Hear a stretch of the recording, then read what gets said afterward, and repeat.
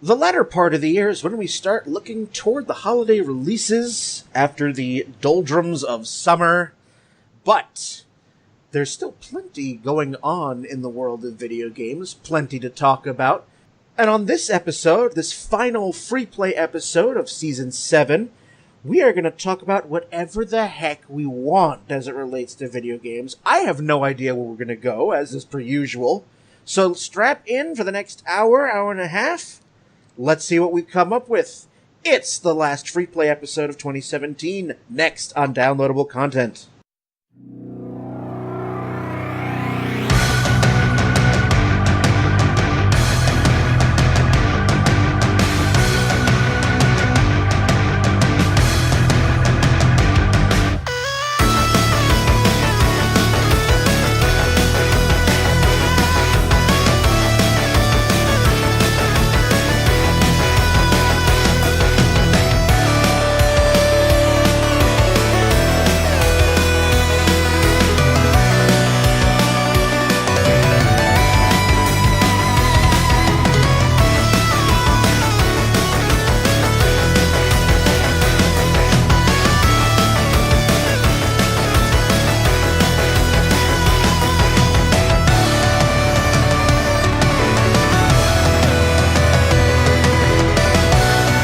Hello everyone, welcome to Downloadable Content. I'm Brian, and with me we have Gabe.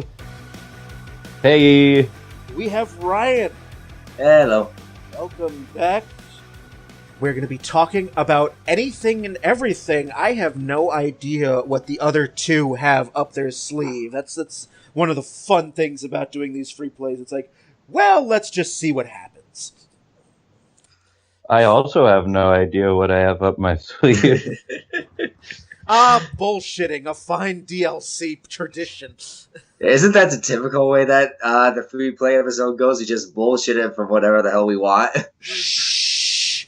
This is supposed to be a very fine, sophisticated program. We're supposed to know what we're doing. Wink, wink. We definitely have it all together. But before we dive in, just want to let everyone know that every single episode of Downloadable Content can be found on iTunes, YouTube, Stitcher, Google Play Music, and also our website at www.dlcpodcast.com. All the download links there. You can find out information about upcoming episodes. Let us know if you want to be in on a future episode. Suggest ideas. Give us feedback. It's all there. www.dlcpodcast.com. Alrighty, gentlemen, let us go to work on this final free play episode. So I am going to have Ryan take the floor first. If you have anything you want to get out into the open or get off your chest, have at it. Alright, actually, one game that I have been playing recently, and it's actually a rather interesting one, although it's decent to say the least, and it hasn't gotten the greatest reviews, but that's probably because of gameplay and everything.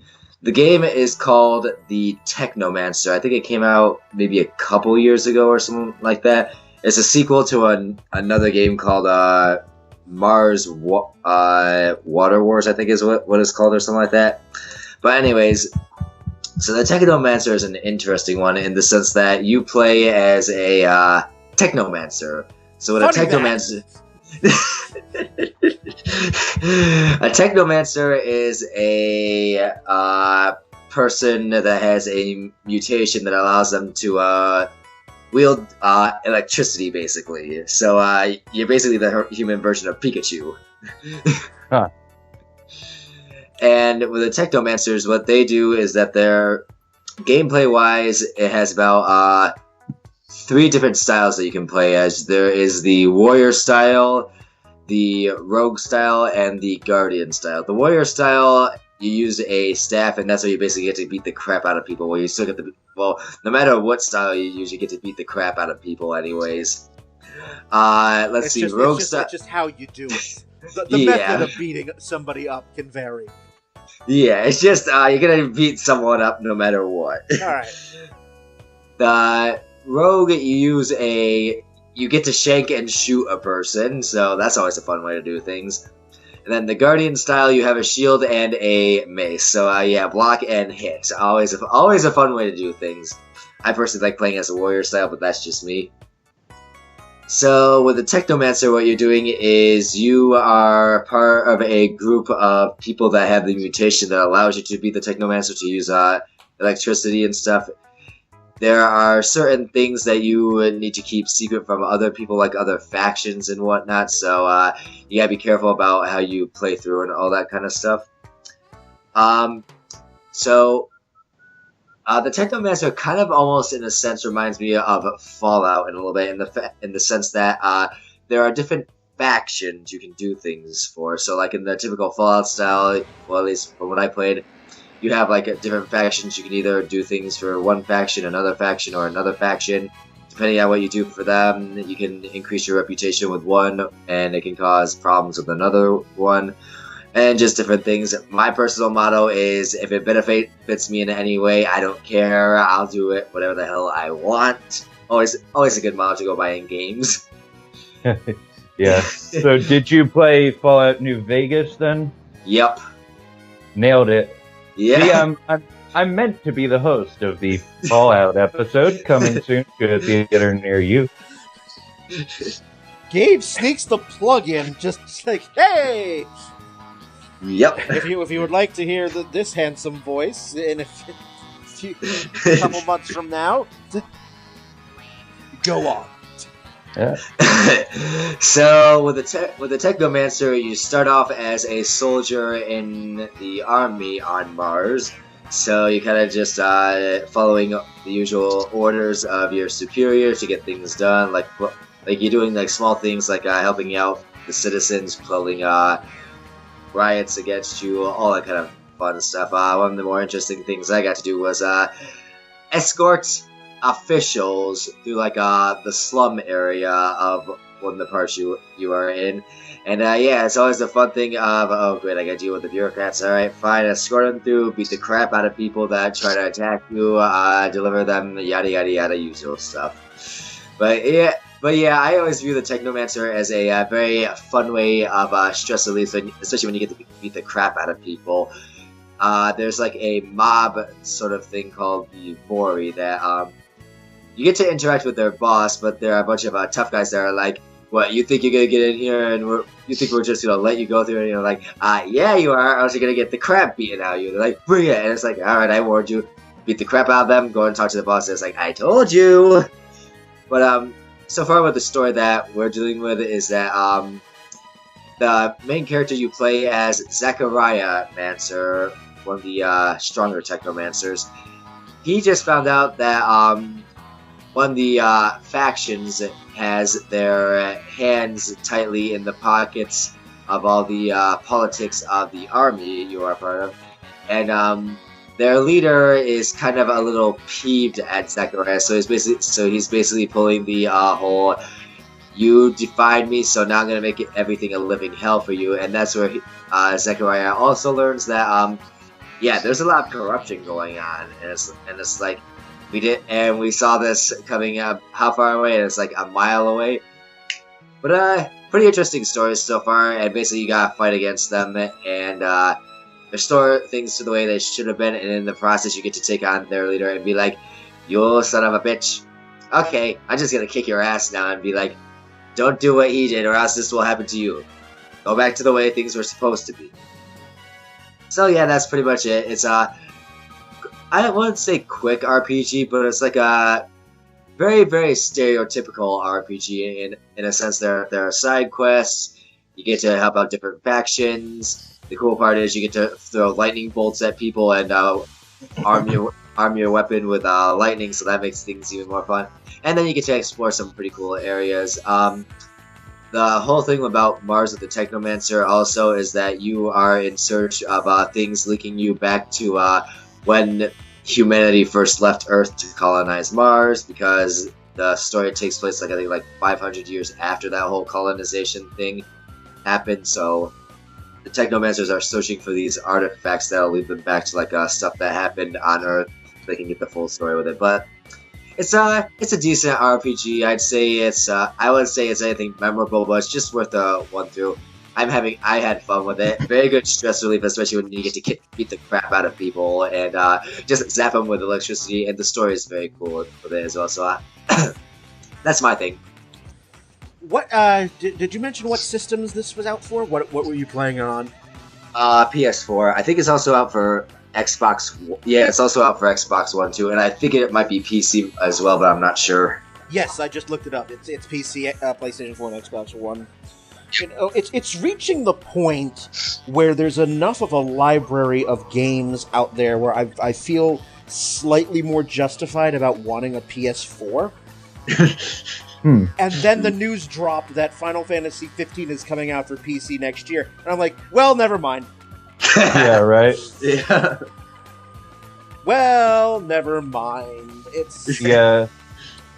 I'd actually be more excited for Final Fantasy 12 remake on the Zodiac Age, yes. yeah, and I've 7 heard this good. on PC. When those two are on PC, I'll be happy. But sooner or later, it'll happen. Well, I mean, here's the thing. I mean, my gaming devices, at this point, it's basically...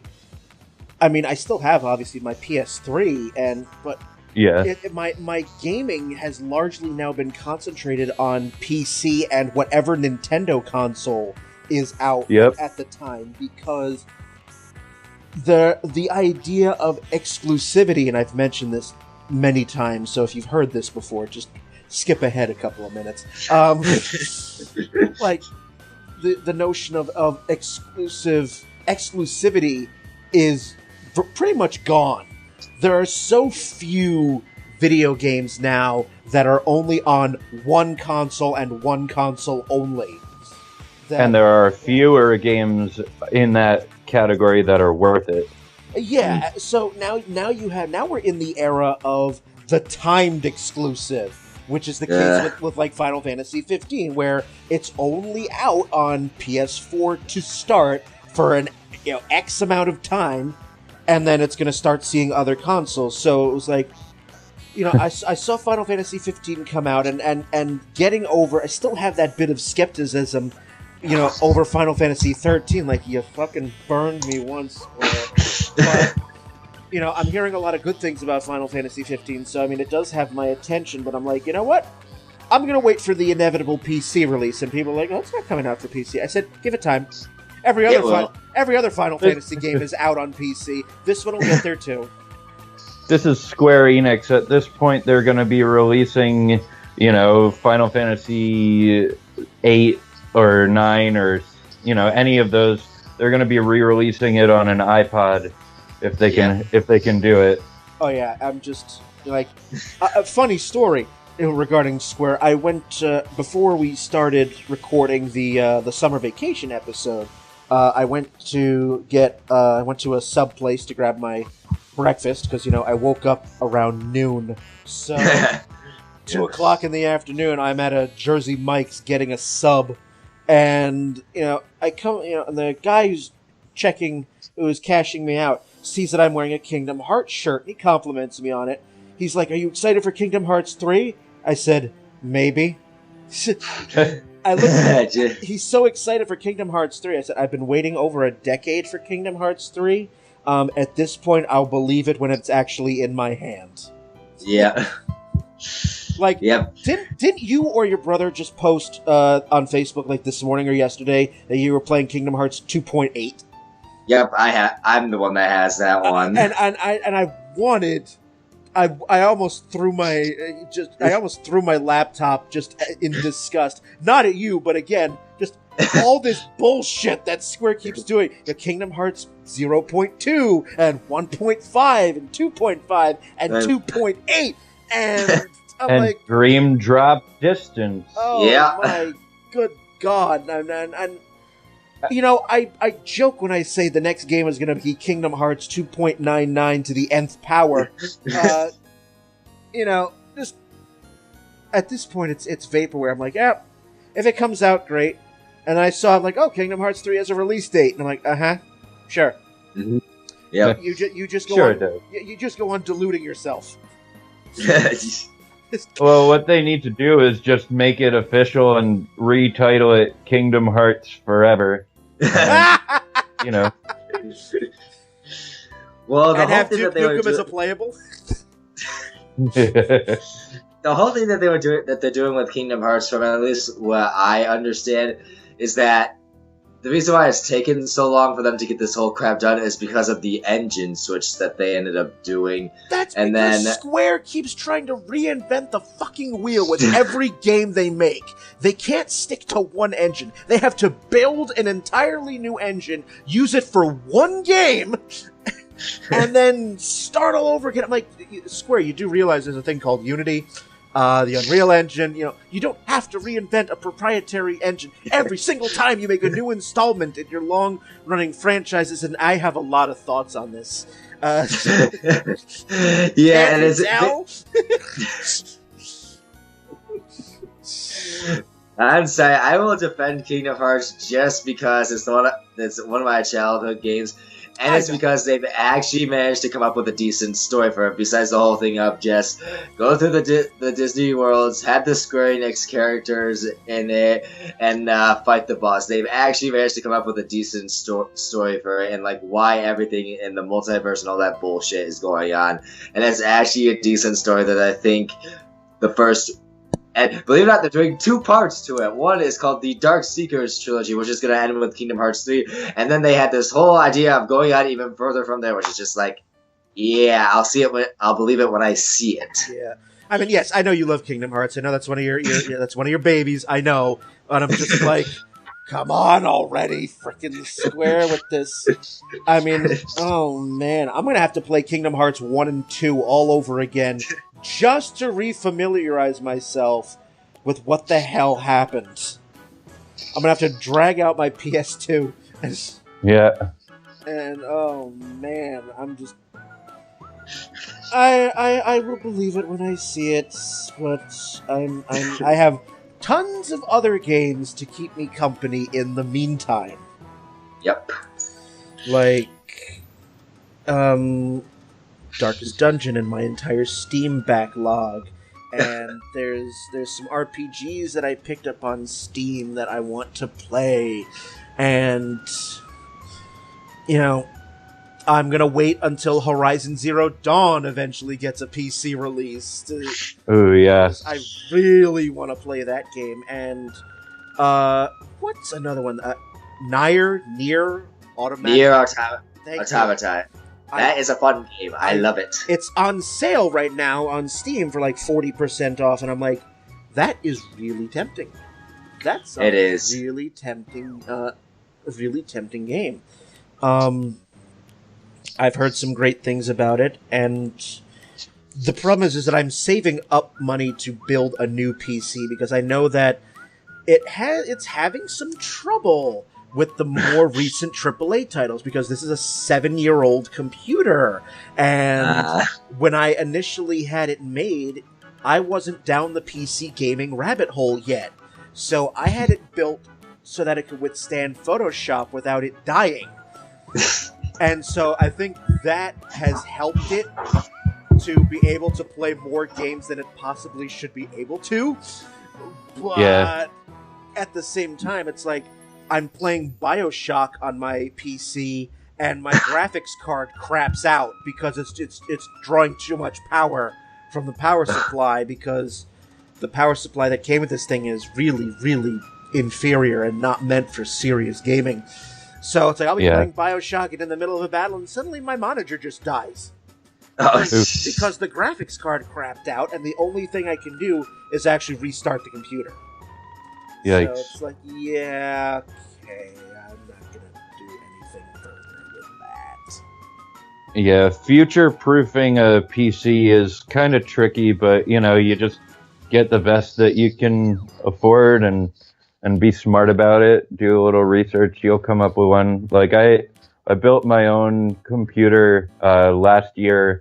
It's the first time I've ever done anything near that kind of thing, but it came out really well. It's treated me, you know, knock on wood, it's treated me perfectly for the past year. So, well, good. You know, Yeah, it is doable, and I got a good handful of my stuff on like Craigslist. Some of it worked, and some of it I had to replace. I will say that. So there's a roll of the dice there, but a bit of a buyer beware sort of thing. yeah, I got a spectacular motherboard though from Craigslist, but it's just a matter of luck and timing and research. So let's see. I am going to mark my contribution for this episode, talking about indie games. It seems that the Nintendo Switch is really making overtures to indie developers to some degree of success, which was something that I felt was so sorely lacking on the Wii and the Wii U. Because, as we know, third parties and indie developers kind of ran away in droves because they're like, motion detection bullshit? No. And finally... Sorry, I was going to say they did work with Yacht Club on the Wii U for Shovel Knight exclusives and stuff. So Okay, they've been. I think that was like a developing plan during the Wii U stage, and it's good to see that they were going somewhere with it. Well, Nintendo showed off a bunch of trailers at PAX West. What do they call them? The Nindies, because Nintendo likes to get freaking creative with their names. Some of the games that are coming to the Switch are games that already exist. But some of the names that you might be familiar with, Travis Strikes Again, which is No More Heroes. Kentucky Route Zero TV edition. Kentucky Route Zero. I want to play that. I have it. I'm still waiting for the 5th act before I play it. The version that's coming to Switch is going to include the long-awaited final installment. Oh, good. So that means the long-awaited final installment will most likely be out on PC soon, too, and then I can sink my teeth into it. Super Meat Boy Forever, which is the sequel to Super Meat Boy. I won't touch that game. I've seen playthroughs of Super Meat Boy, and I'm like, no, that's going to result in a broken TV. No. I was going to say, you value your television. That's going to result in broken equipment. Is it that bad? We're talking about Nintendo hard tests of reflexes here. Oh, God. And, here I am in my 30s, and in my old age, the idea of playing Nintendo hard games no longer has the appeal that it once did. Yeah, true. It's like, I don't have as much free time as I would like, so, I'd like games that I will eventually beat, as opposed to relying on pure muscle memory to get me through a game. There was one indie game through that I saw playthrough about Markiplier. I like watching a lot of stuff that Markiplier does. One indie game that frustrated the living hell out of him, that sent him into rage mode, was I Am Bread, if you've heard of that one. I have heard of I Am Bread, and it's so... Oh my god, it's... just the level of nerdular nerd, and it's like, oh, yay, I make bread fun. No. It's not. I know. No. Not even close. Just the name. I am like, okay, I'm intrigued. And then I saw it and I was like, nope, gonna walk away from this. Nope, fuck that. Just gonna nope-to-puss my way right out of here. We mentioned this briefly in the last episode, the Shovel Knight King of Cards, because that's a very obvious... That's, nice. I own all of the Shovel Knight everything on my PC, but I am giving some... I would break my own, sort of little guideline, my own little rule of never having 2 copies of the same game, because I don't typically like to do that. Right. Because it's like, I've already given you money once, why am I going to do it again? But the idea of... a portable Shovel Knight is really, really appealing. Very compelling. It's yeah. very compelling. Like, yeah, I mean, I bought Shovel Knight when it came out, so I didn't have to pay for the subsequent expansions, and I'm not going to have to pay for this one, because it's just going to come to me as, you know, an early adopter of Shovel Knight. But I might... that's how I might delude myself into buying it for the Switch. Be like, you know, I bought it very cheap way back when. Maybe I could throw Yacht Club a little more money. Yeah, I mean, them of all people, like, I had it on the Wii U, and then I bought it on Steam also, because A, it was on sale, and B, I was like, come on, really? You gotta, like, if I'm gonna get it, I had to get it before they upped the price, and I feel like I'm getting my money's worth time and time again when I play Shovel Knight. And even when they did up the price, you know, when I saw that announcement, I said, you know, you've basically made, let's see, at that point you had Shovel Knight, you had... Plague Knight. Yep, you had Plague of Shadows and then Spectre Tournament. I'm like, you know, that's, okay, fine. Yeah, that's justified. I can see that. You earned that. Yeah, they earned the shit out of that. You earned that price increase. I will give you that, because you're basically getting 3 games for the price of 1. With a 4th one coming. With a 4th one coming. And then finally, Yacht Club will have completed the long game of their Kickstarter. Yeah. The very long game. So... then I can only imagine Yacht Club, after this game is done, just, like, having the biggest party, and then finally going, we can make other games! Yeah. Although, I do have to ask your guys' opinion on one thing, because I know it happens with a lot of these major titles, and I don't think it happens as often with the indie titles, although it might do that. The whole issue with downloadable content itself, with indie games versus the major games. Because as we all know, with the major games and downloadable content, it used to be that it was just extra little add-ons. Nowadays, they want to make it downloadable content actual part of the story that you need, so that you'll buy extra. Whereas, correct me if I'm wrong, indie games, it's just a little extra thing or extra things. Is that like the way it's been going these days with it? It depends on the game. I mean, usually with indie games, you don't have to pay to beat the game. You don't have to. don't need to. There are enhancements. When you buy a game, typically for an indie game, you're getting a complete game. So yeah. That sentiment seems to be pretty accurate, I feel. With the case of Shovel Knight, you know, just the Shovel Knight base game, you're getting a full game. And the downloadable content of Spectre of Plague of Shadows and Spectre of Torment, you're getting 2 additional full games. They're just like, hey guys, we know you already bought 1 game. Wouldn't you like another one? Oh, and while we're at it, here's another one. And by the way, in another year... have another one. Just as we like you, you'll have another one. Like, if you bought Shovel Knight early, when, you know, it was just still the base game, you were, Yacht Club said, you know, you buy this, you're gonna get the 3 additional expansions for no charge. So, like, yes, please.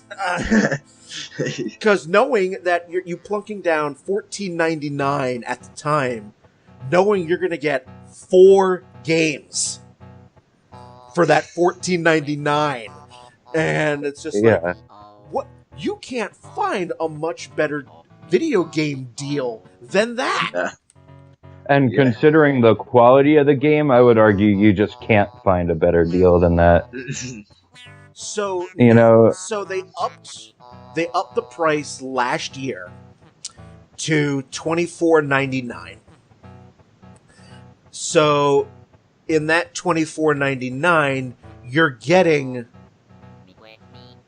you do get Plague of Shadows and Spectre of Torment in that $24.99 now. So you're King of Cards, and you're gonna upcoming. get if you buy it now at the $24.99, you're getting those 3 games, but you're gonna get that 4th one for free. And still, $24.99 for 4 games is still really damn good. And again, it's 4 full games. It's not like oh, here's just another level. And it's not a palette swap or something dumb. No, these are full games. Full experiences. Like for $6 a piece, Get out of here, and you're making everyone else look like chumps. So it's, I really, and all of this was on their Kickstarter. When they, Jesus Christ, how long ago? Let me look that up now. When was the Shovel? Was that like 2011? Shovel Knight Kickstarter. 2013? I don't know. It's 2013. Wow. March 2013, they did this Kickstarter, and they added in stretch goals, and the stretch goals were for additional games, and they raised enough money where they promised. They said, "All right, you gave us this much money, you're getting Shovel Knight and 3 expansions." And so this is going to be the 4th and final. This is going to be the 3rd and final expansion to Shovel Knight, and so they will have filled their entire agreement. They will have filled their entire Kickstarter bargain. Yeah, and I mean, I can't stress this enough. Like, they didn't do the Mighty Number 9 route where they're like, here, fund us, and then they're like, fuck you. Yeah. So the fact that, you're getting 4 games for $25, oh my god, it's just, buy it! So I'm tempted to give them, I already gave them $14.99 on Steam, knowing that I was getting the rest of these at some point. Now it's like, okay, if I give them $25 additional dollars, okay, that means $40 for 4 games, total. Yeah. It's still a great deal.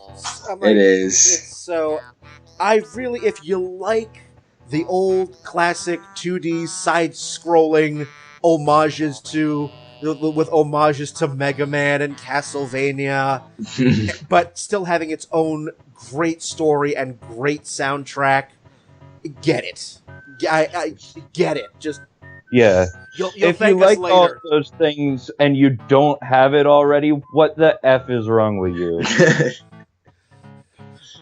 Yeah. So I wonder what Yacht Club is going to do after King of Cards is released, because they're done. I know. They will have finished. They will have completed everything they set out to do in their Kickstarter. So it's like, after we spend all this time playing and replaying Shovel Knight and all of its expansions, it'll be like, hey, what do you got? What's next? Because, I mean, Yacht Club hit it out of the damn park with Shovel Knight, much in the same way that, Super Giants got 3 games and they're all, hits. So it's like, yeah. I'm curious to see where Shovel Knight goes, but... other games that other indie games that Nintendo announced coming to the Switch, Steam World Dig 2, Golf Story. Somebody turned golf into an RPG. Oh no! Oh god! Boo! And it's a Switch exclusive goodie. Then there was this game was announced E3 last year, and it's called Morphe's Law. Huh? Basically, it involves a team of giants who fight to absorb each other's body mass, shrinking or expanding their body parts accordingly. That's absurd sounding. And perfect for Nintendo, don't you think? Yeah, sure. Definitely. That's a Nintendo title just made by someone else.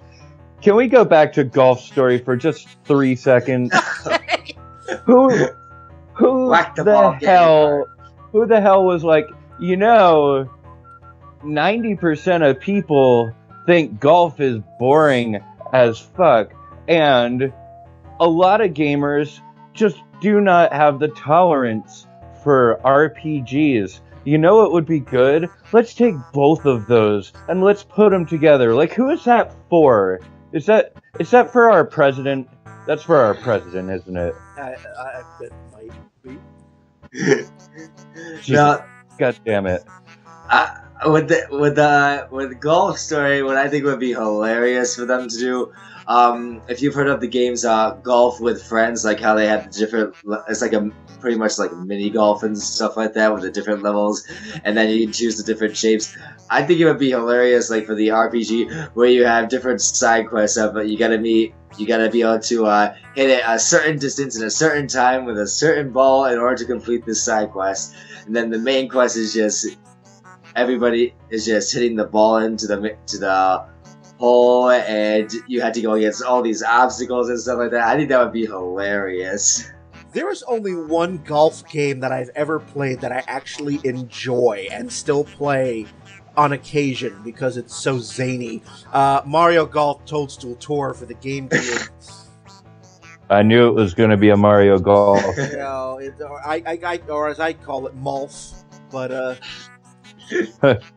although speaking of indie games and just deviating from the Switch lineup, we've mentioned this before, and it's finally coming out, and I can't wait. Cuphead. Oh yeah, which is the one that's been inspired by like 1930s cartoons. Oh, it's got that art style. Yeah, like the visuals and the audio for that game. They're made with the same tech. It's traditional hand-drawn cell animation. Wow. So it looks like a classic 1930s cartoon. It's coming out for PC and Xbox One. Comes out in exactly 3 weeks. Wow. Nice. So, that's exciting. That means I'll probably buy it in exactly 2 years and 3 weeks. I'm looking forward to picking that up, but I digress. Golf RPG. Well, I mean, you know, we make fun of the fact that golf, somebody turned golf into an RPG when, you know, Supergiant's latest game, Pyre, is basically somebody took 3-on-3 basketball and made mythical legends out of it. So that is true. That is true. Yeah. So, you know, digging into the cute and insane, we've got the Sausage Sports Club. What? Yeah. I love the description that Polygon gives it. It says, depending on how you feel about floppy animals, this is either your most anticipated game of the fall or something to steer clear of. It's a physics-based multiplayer game where a bunch of animals are competing on reality TV.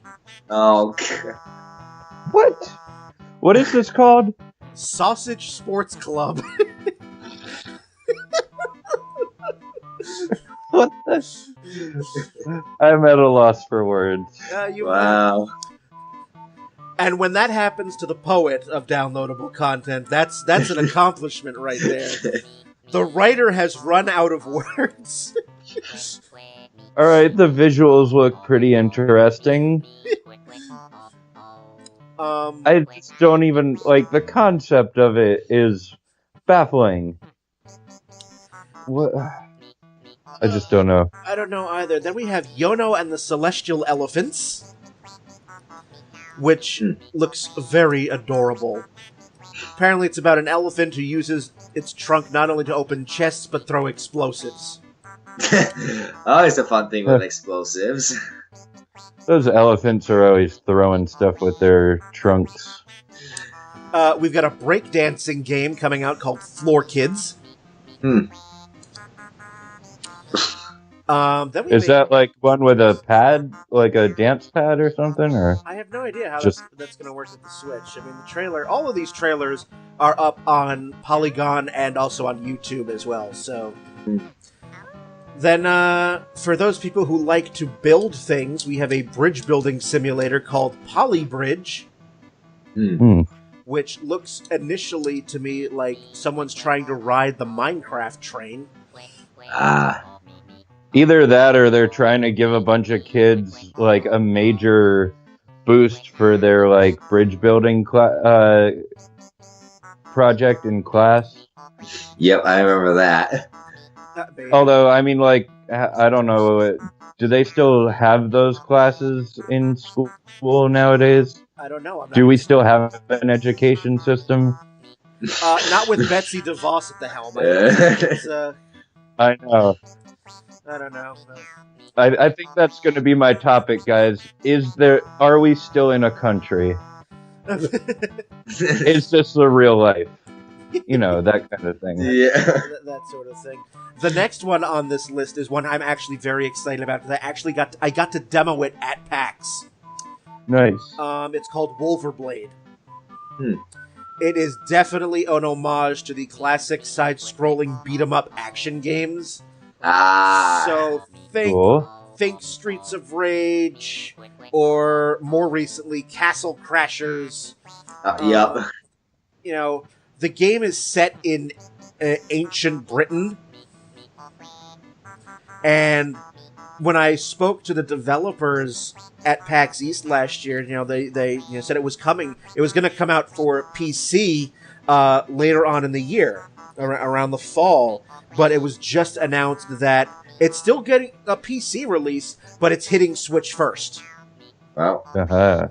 So it's gonna be released in later this month. Actually, it's coming out very soon. Actually, I have it on my Steam wish list. There was do we have a date on that? Let's see. Wolverblade. Okay, it's autumn 2017, but it's going to hit the Switch this month. So, that I'm really looking forward to. There is a co-op game that involves a lot of magic and weird wizards and monsters.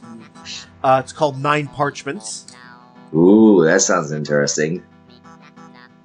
That's a holiday release.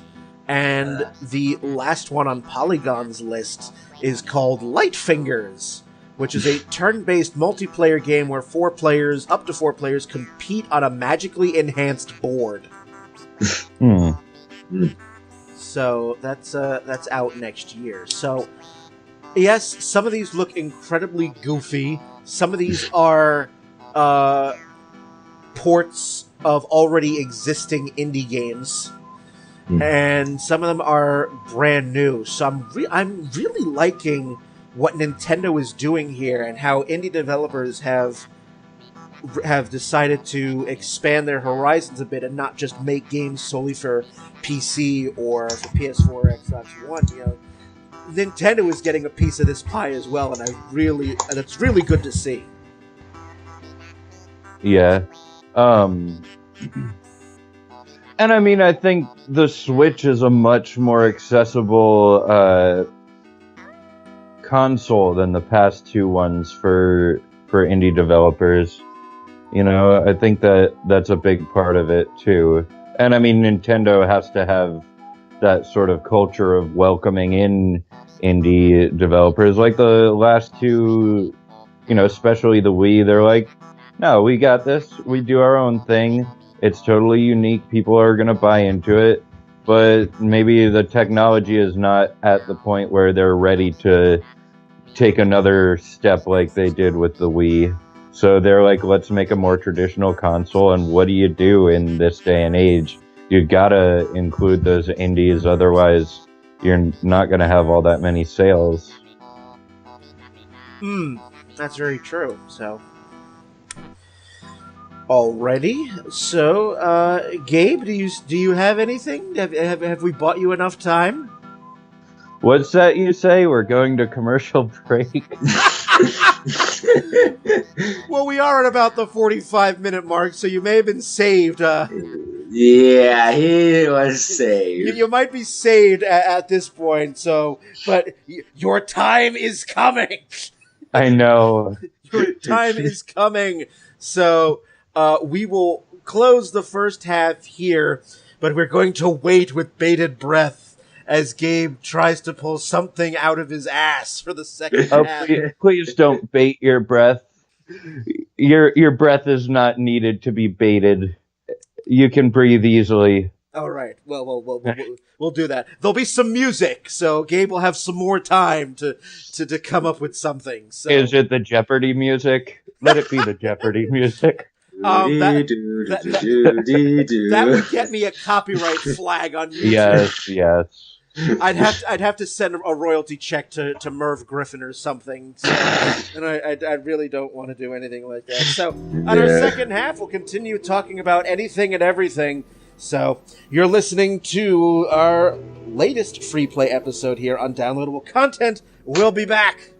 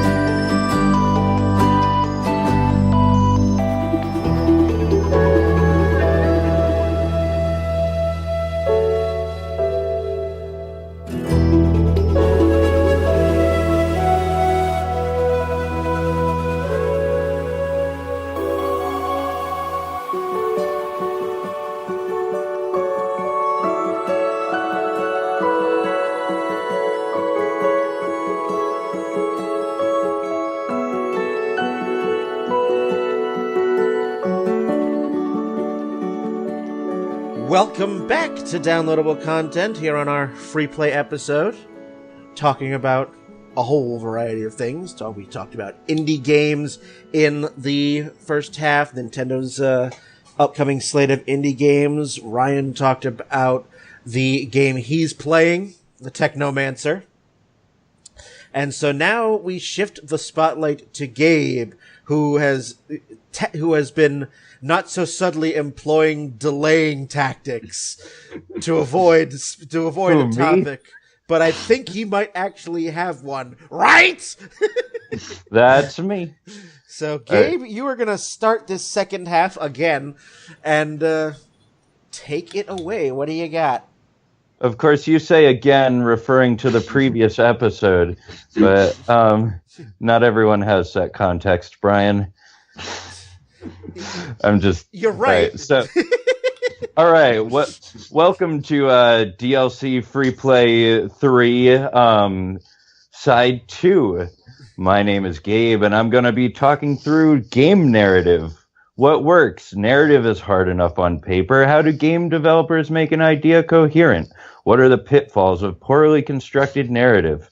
With me, I have Brian and Ryan. Yay! Yay! And I'm done. And then like, hey, that's great. How did I do, guys? This is... I did it. I think it's a wrap. All right. I think that worked out very well as an introduction for the piece. That would be amazing. As you know, you go to you go to the music, you come back, and it's like you've been waiting for my topic, and I just say that, and then I'm like, yeah, we're done here. Yep. Good night, everybody. Yeah, all the listeners will be like, wait, this isn't free play. This is something. Did I just miss something here? I kind of wish this was like an April Fool's episode. We're in September at this point, and by the time this episode goes up, we will be in October. So, well, isn't the best April Fool's joke one that comes 6 months early or late? Have you been watching Red Dwarf again? No, I'm just still stalling, and now I don't even have a reason to stall. That's the part. He's playing the long game. Yeah, I'm in it to win it, as always. Although I don't know what I'm winning here. But Nothing. yeah, maybe it's just been a long time since I've heard myself speak. I've been doing a very singular job in the past couple weeks as I've been recovering from a knee injury at my normal job. So I haven't talked to anyone. So this is very nice for me. I also listened to about 30 hours of podcasts in the past 2 weeks, mostly This American Life and Revisionist History by Malcolm Gladwell, which is great. Big props. Officially recommended by the non-host of this episode. I cannot stress this enough. I am only tangentially affiliated with DLC Podcast. Okay, Gabe. All right, Gabe. Okay, we're at the 4-minute mark. We now notice the padding. So I was thinking about my topic in the first half, stressing over it, For me, personally, game narrative is one of the things that makes a game stand the test of time, or makes me really want to forget about a game. And sometimes I can't forget because the narrative was so bad, and that's its own merit, I suppose.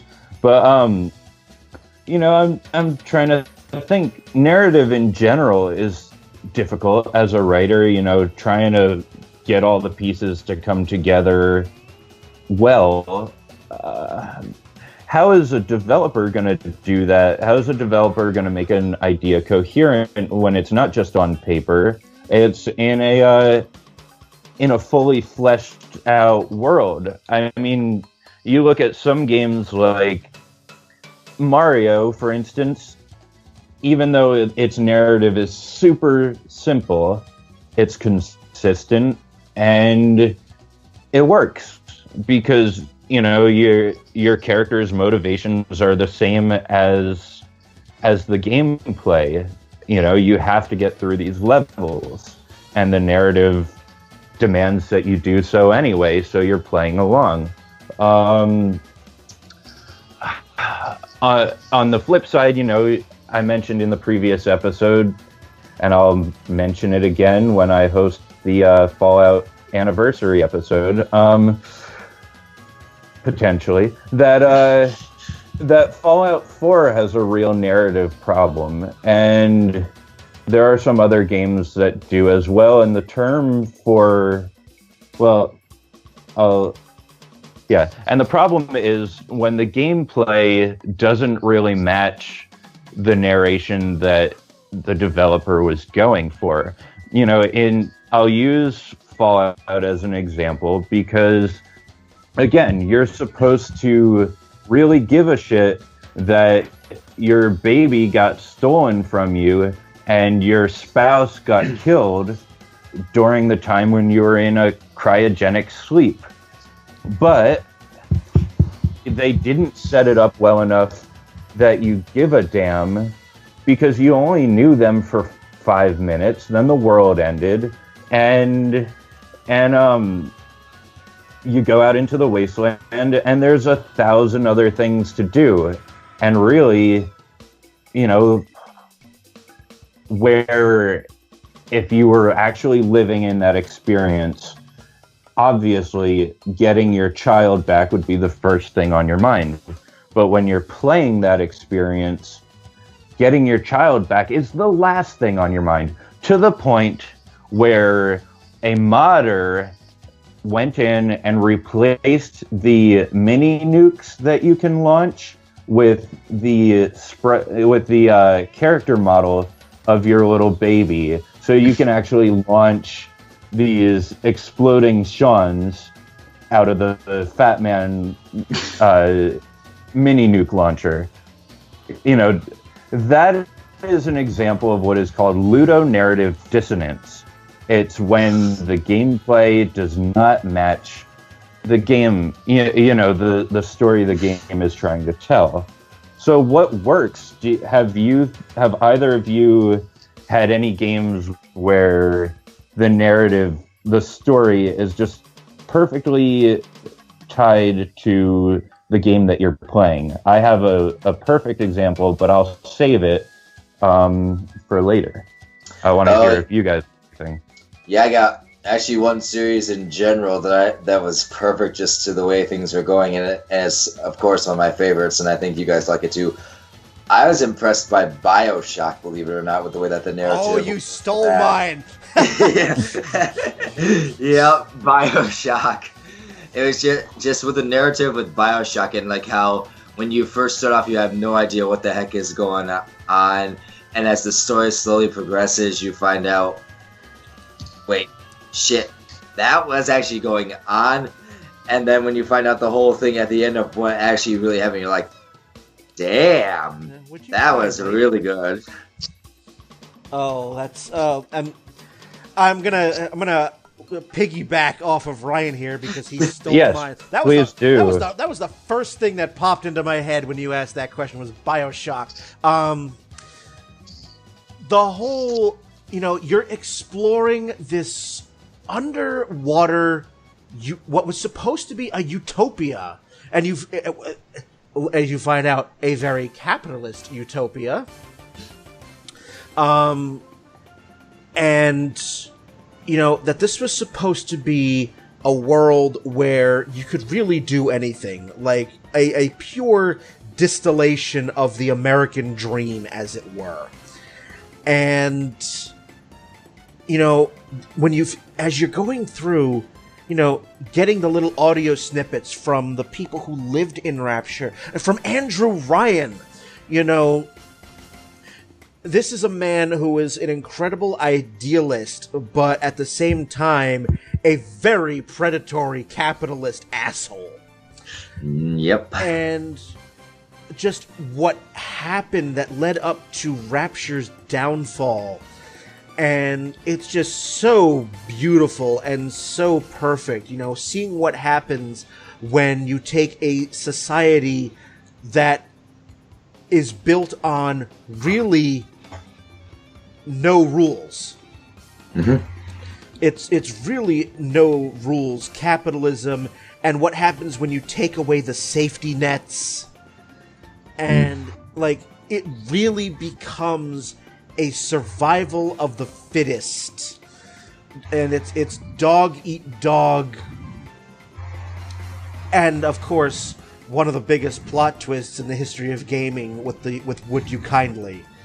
If you have not played this game, I'm not going to ruin it for you, because when that little bit of plot happened,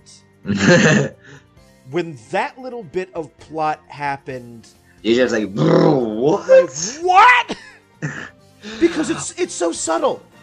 It's so subtle. Like, you would really have to look for it to spot it. Exactly. One that actually, BioShock 2, not so much was not so much of a but BioShock Infinite, actually.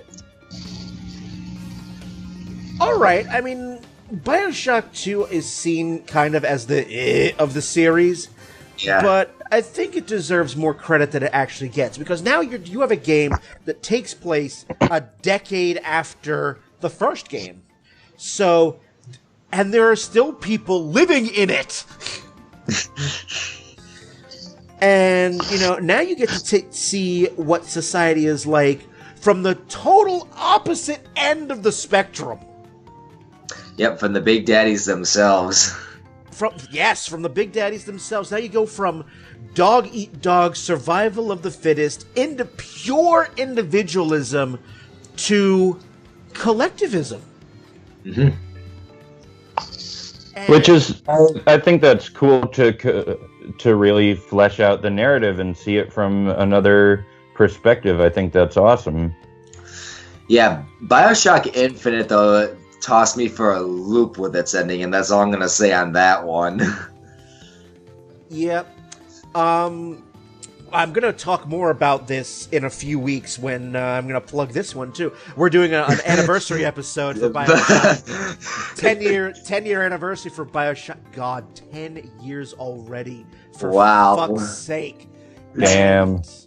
And I've been playing the remastered version when my PC isn't being a dick. So, it's just... I love going back into this world, and you should actually read the novel.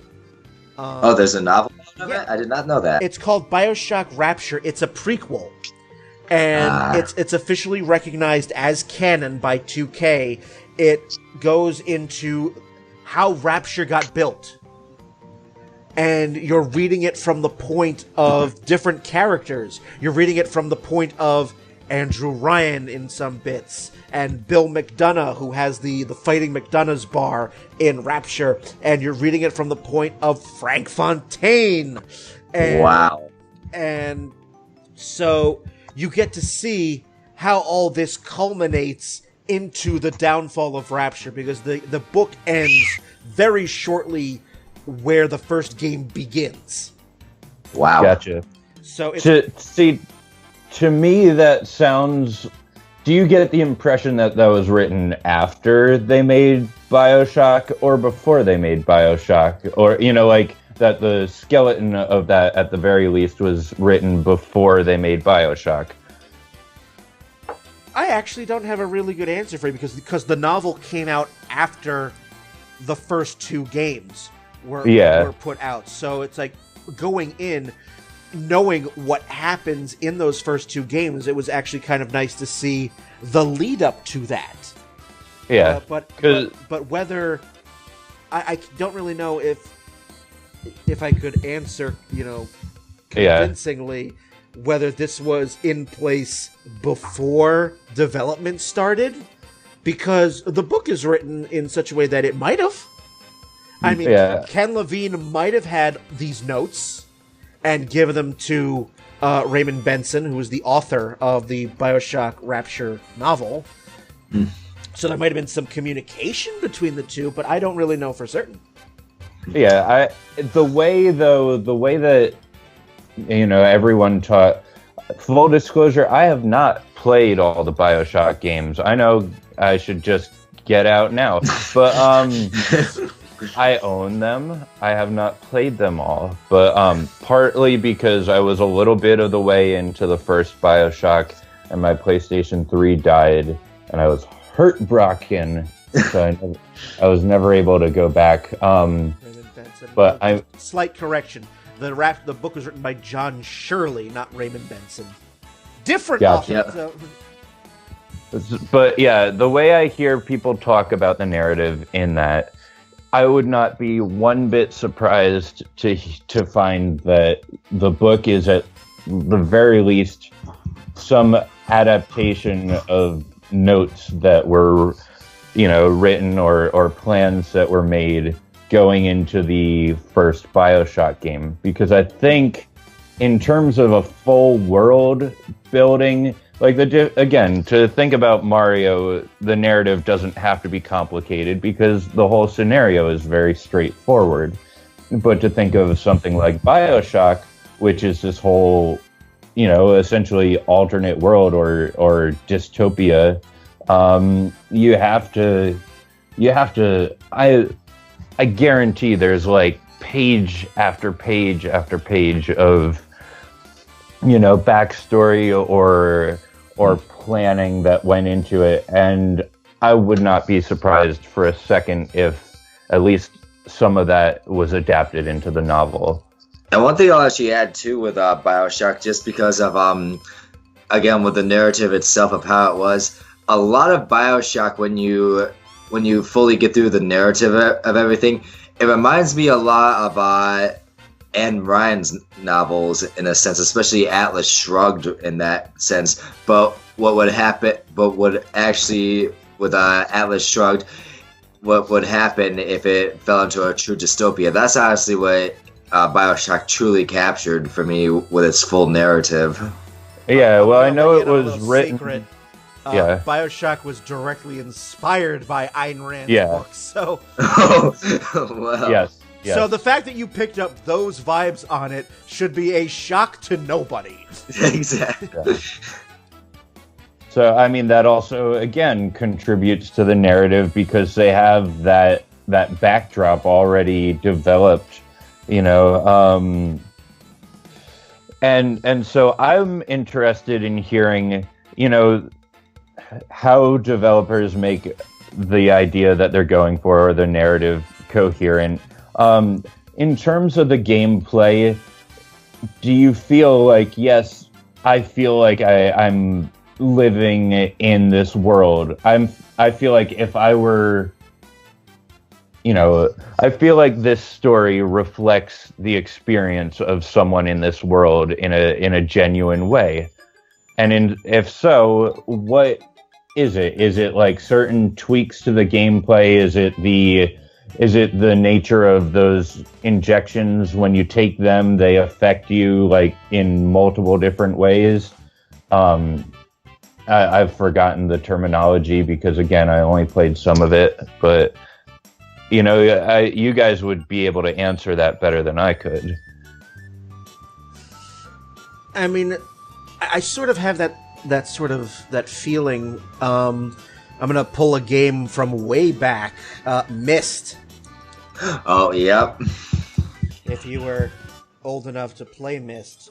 And, I mean... I was old enough to not play Myst. Okay, well, that's fine too. I mean, well, in the previous episode, Gabe, that you were on, you were talking about, you mentioned a lot of walking simulator games. I did. That you had played over the summer. And Myst might be like one of the original ones. Yeah. And there is a lot going on. I mean, it's just you. I mean, you find this book which sucks you in, literally, to the world that was written. That's the whole premise of Myst, is that you have this culture who have the ability to write books, and a physical universe is created in that book that you can travel to. So you can interact with your own creations. That's pretty cool. So, and they're called linking books. So then you would actually have to carry a book that takes you back to your physical, your own actual universe. And, there's all different types of books that, people wrote books that were prison books. Like somebody committed a crime. They were they were sucked into a book that somebody wrote that described a jail. And the entire universe in that book is a jail. And you are trapped in this book forever. So cool. It's really, really fascinating, and the makers of Myst were developing around the same time a backstory at how the World of Mist came to be. And those books I do own and still own. It's the Mist trilogy. Really, really good stuff. But it's nice because Mist, you're playing as this stranger traveling in someone else's written universe made physical. Again, that's a brilliant concept. I can see why it has been considered a classic, you know? I just never got the opportunity to play it, unfortunately. Well, it still exists. It's on Steam. Yes, I know.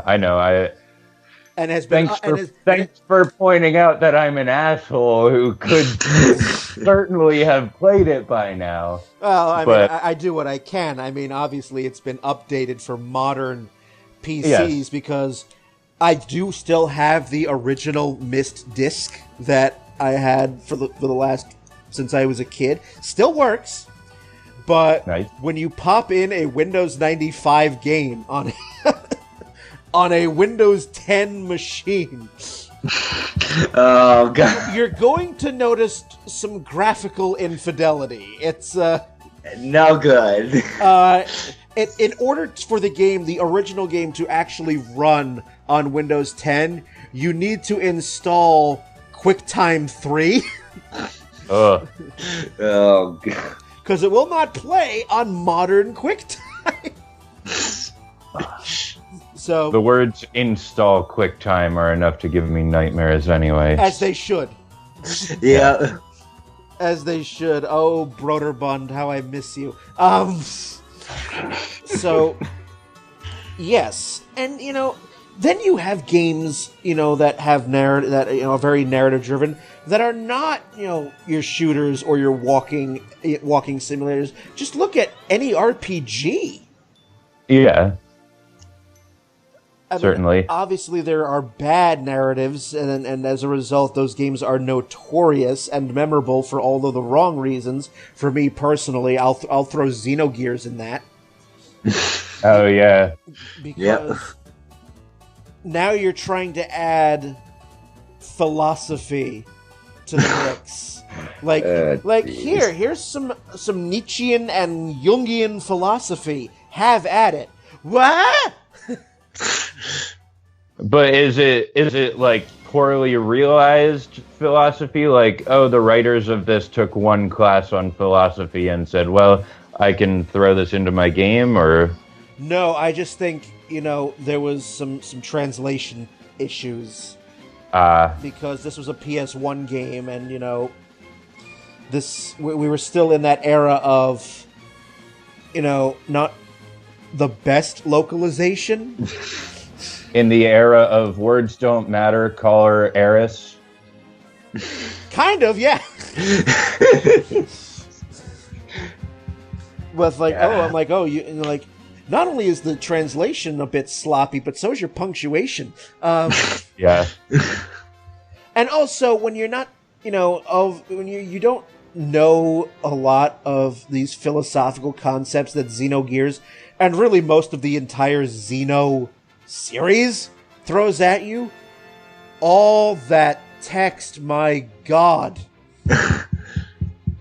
Like Xeno Saga, at least had the decency to provide voice acting. You didn't get that in PS1. Nope. It seems better received and better understandable when it's voice acted as opposed to here, read this essay.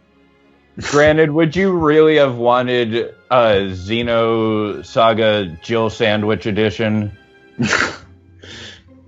Like PlayStation 1 voice acting?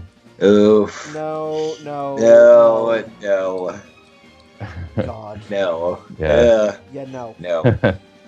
So. Oh my gosh. So in most cases,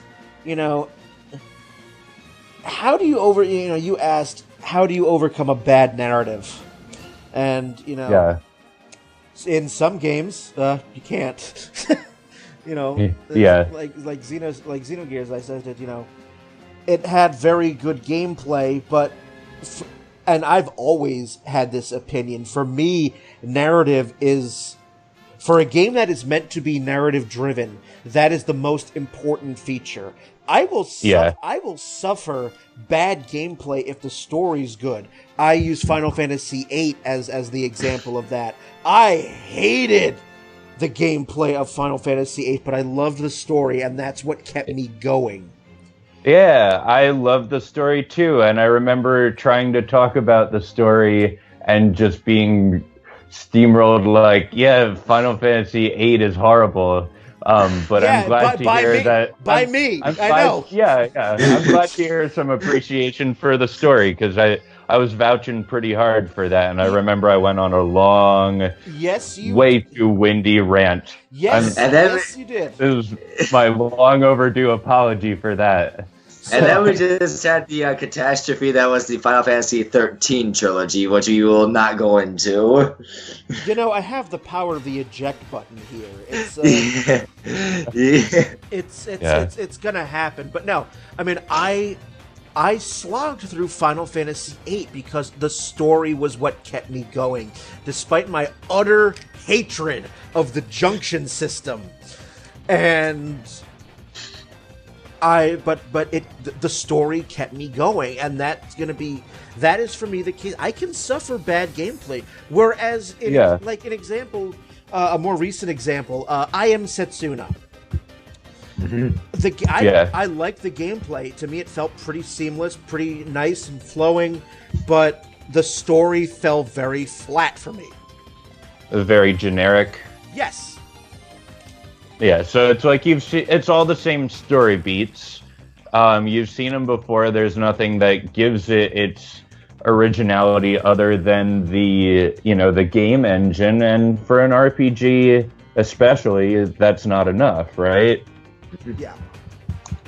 Yeah, because I mean, it's like, if you want the same story you've heard 1,000 times, you could get it a lot quicker by just watching, like The Big Bang Theory or something. Something straightforward and relatively generic. Like any sitcom. That's just the first one that came to my head.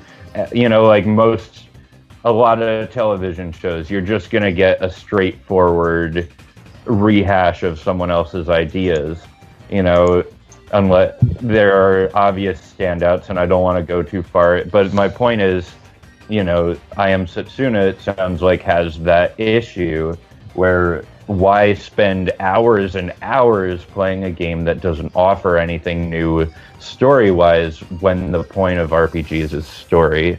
And going back to Final Fantasy VIII, as much as reviled as the junction system is, they make a decently compelling tie-in to the story. Like the disconnection from your memories and your past and the way that you're connected to the sorceress or the multiple sorceresses is all tied to that junction system. So despite the fact that its gameplay execution was not perfect, it was consistent with the story that they were telling. And that makes it, at least to me, a little more forgivable than, for instance, the Uncharted series, which is where the term ludonarrative dissonance was, I believe, first popularized, was talking about the Uncharted series, where you're playing as the lovable goofball Nathan Drake. In between every cutscene, you kill 45 people, and how do you square those two together? There's no... Nathan Drake is either a sociopath, or you've written the game, in a way that is not consistent with the story you're telling. Yeah. And don't get me wrong, this is an example of, to answer my question, how do you overcome a bad narrative? Is good gameplay enough? In the Uncharted world, I think generally, yeah, I'm not going to ever look to the story of Uncharted and say, look, this is a great story. I won't. but I will say this is a really enjoyable game. But there are so many games that have followed that example, or the example of, like, you know, God of War, for instance, is an example where the gameplay perfectly matches the narrative, despite the fact that Kratos is a total dick and he's like such an unlikable character, but you're playing in a way that is not conducive to human nature. You're plowing through everyone. You know, you got these blades. You're on a quest to kill the gods, whatever else. How in the world could you be a likable character at the same time? People like Kratos because he's a badass and because he gets shit done. They don't like him because he's a likable character. And he goes out of its way to say, if you help or get in the way of or are in any way associated with Kratos, you will die. He will probably rip you in half or throw you under a lever to get his way through a door. That is narratively consistent with the story they're telling, with the singular drive of that character, and it reinforces how he causes his own destruction, how it was always him to begin with. He's pissed at the gods when it was really his fault. It has always been his fault. And, you know, that's the difference. I'm not a huge fan of the God of War series, but I'm talking myself into it right now in terms of narrative. You know, I'm going to breathe for a moment. So it's, I mean, for me, in almost all cases, good gameplay will not overcome bad narrative. I mean, that's I agree. That is my own personal thing. Because for me, as I said, narrative is the first and foremost, and if that is crap, then the rest of the game is going to follow suit. So, yeah, I mean,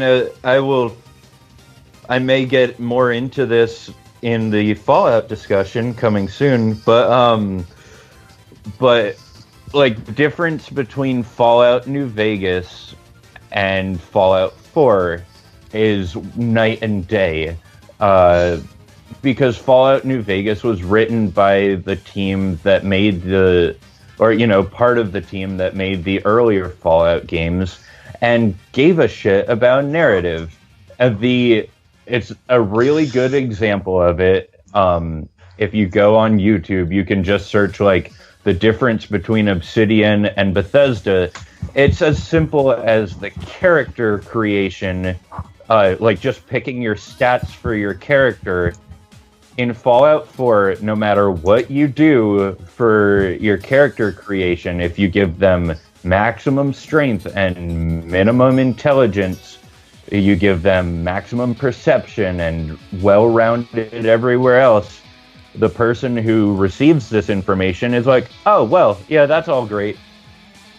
And if you look at New Vegas, they took the time to make every single, extreme variant, whether you have perfect strength or no strength, perfect intelligence, no intelligence, etc., they took the time to make a unique response to that the doctor gives you. Like, if you have 0 intelligence after having survived a gunshot to the head, he's like, oh man, I thought I got everything together and I thought I got that shit out of your head. I'm so sorry. You're a dumbass. And people throughout the game, if you have 0 intelligence, will treat you like a dumbass.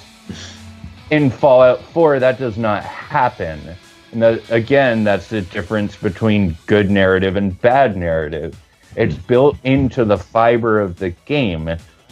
And I will, if I had to choose, I will always choose to play Fallout New Vegas over Fallout 4, having played both of them now.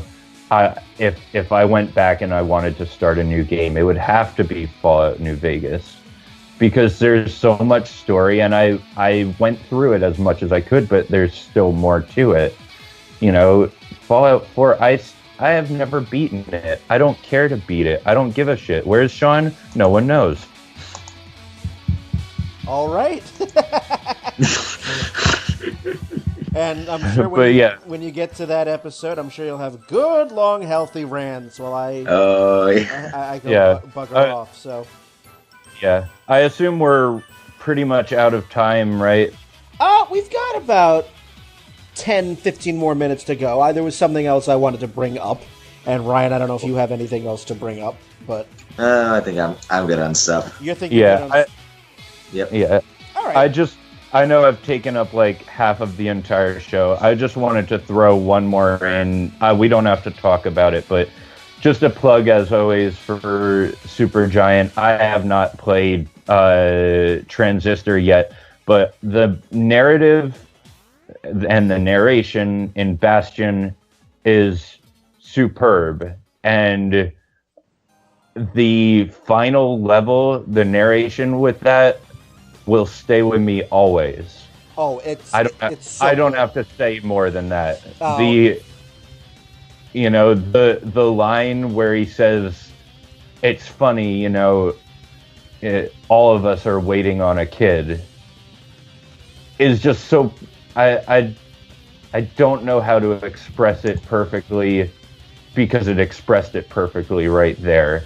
And you have to play the game and really invest your attention to it to get how devastating of a line that is, and how well written that line is in the context of the game that you're playing, in the context of the moment that you're at.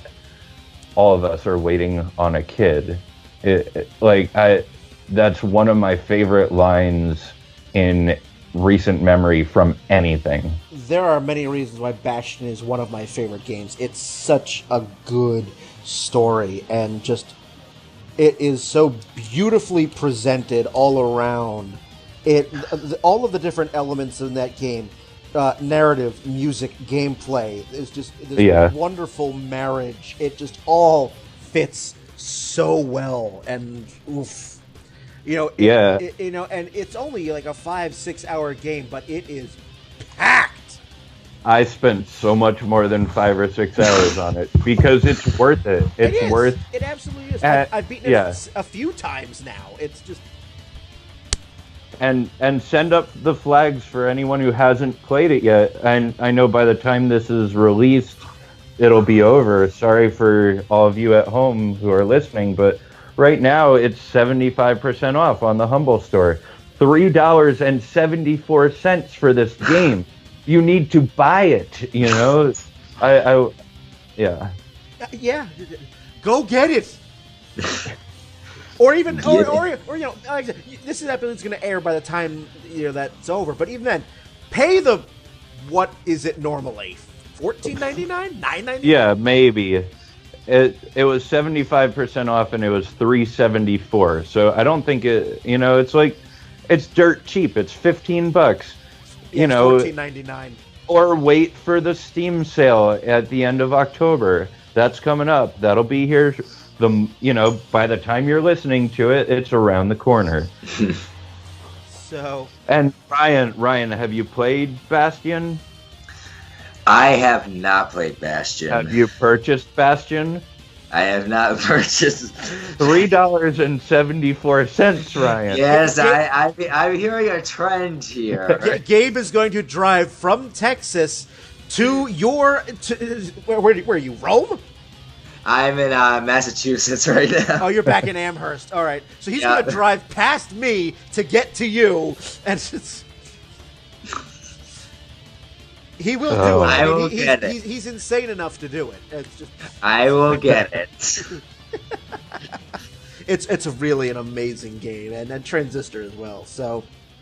I've heard of those, but I haven't gotten them yet. So yes, I will get Bastion. the last thing I want to bring up, because I know that I have a good number of friends who are fans of this franchise. We'll keep going. Tangentially related to the narrative, it is an RPG. Secret of Mana is getting a complete remake. I've heard of that, but it originally launched for Super Nintendo. So it's gonna be on the mini Super Nintendo, which I'm not gonna get. But Secret of Mana is one of those series that I've only had very little experience with. I played Children of Mana for the DS, and it was a basic hack and slash, but apparently this series is popular enough where it's had a pretty devoted following. And when this news was announced that it's going to come out on PS4, PlayStation Vita, my god, that's still actually a thing. Apparently. Whoa, Vita still exists? And PC. So it's going to... that pleased a bunch of my friends, so it's going to... I don't know, have you ever played any of the Mana games? I have not. I've heard of them, but I haven't actually played them before. I mean, it's just yet another... I have the original game. I mean, I do have my RetroPie. I do have the game. It's, emulator. But be that as it may, it's going to be I'm sure it's going to be a very popular title when it's not only when it's re-released in shiny new graphical clarity, but also as part of the mini Super Nintendo comes out later this fall. It's going to be one of the consoles on that. So, be that as it may. And I don't know, Gabe, have you played any of the Mana series? I have not. I think I tried to play just very briefly, like 1,000 years ago, and it's like in a sort of techno-futuristic world, isn't it? Or am I getting it mixed up with one of the many other secrets? Probably. The only game I've played is Children of Mana, and that was for the DS.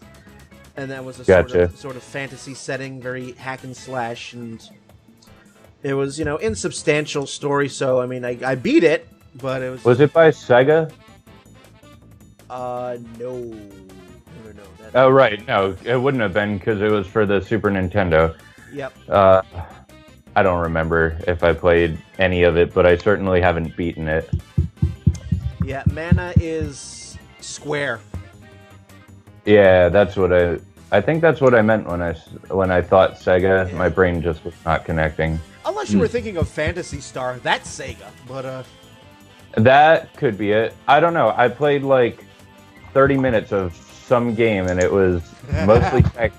It was mostly text at the very beginning, and I was mostly bored, so I did not continue. All right. Well, there we are.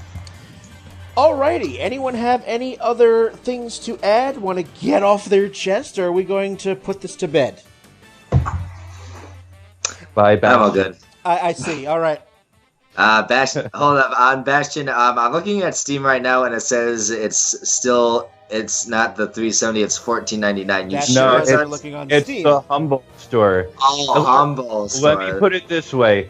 $14.99 divided by 4 is $3.74 and 3/4. They could have easily rounded up.